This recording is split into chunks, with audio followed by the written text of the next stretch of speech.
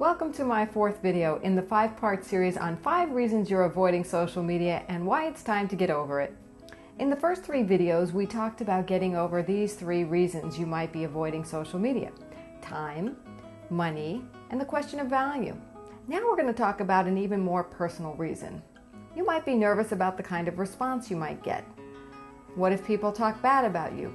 What if the response to your online presence and your tweets or your Facebook posts is negative? Well, here's what you need to hear about the question of reputation management. And if you follow these simple guidelines on managing your reputation, you'll be able to make a positive connection with people of all kinds, from famous influencers to your best friends to complete strangers in faraway lands.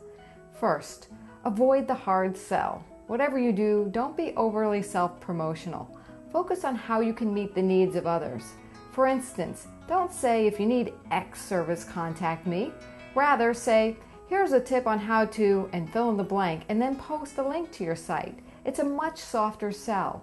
Just offer value and a way to contact you, and the people will come. Secondly, when you do post something, make sure you'd be comfortable with seeing it on the front page of the New York Times or having Oprah read it on TV. If not, don't post it. In other words, do a gut check.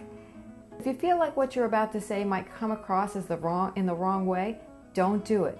Once it's out there, it's there forever. For instance, each and every one of your tweets is searchable online long after you post them.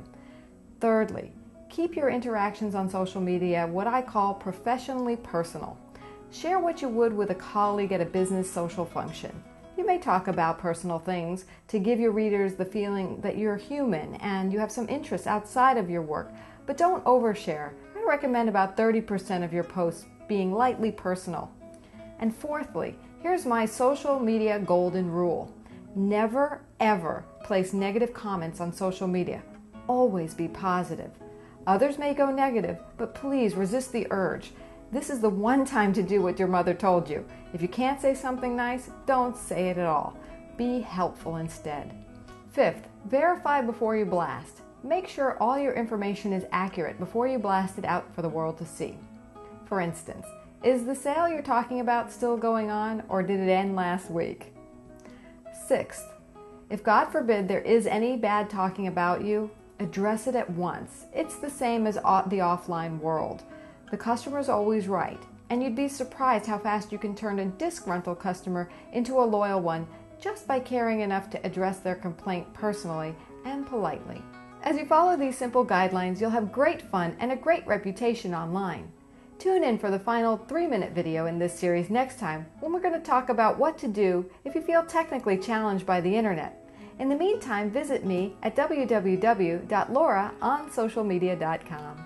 See you then.